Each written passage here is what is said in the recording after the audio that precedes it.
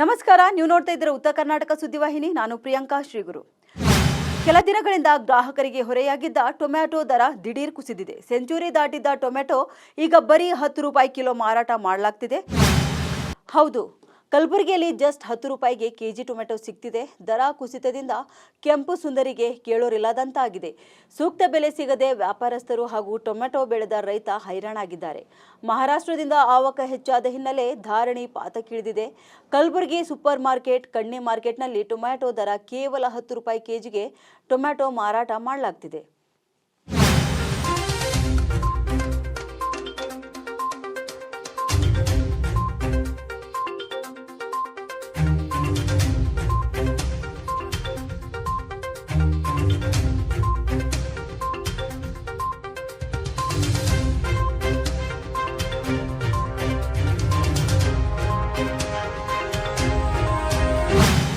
ನಿರಂತರ ಸುದ್ದಿಗಾಗಿ ನೋಡ್ತಾ ಇರಿ ಉತ್ತರ ಕರ್ನಾಟಕ ಸುದ್ದಿವಾಹಿನಿ.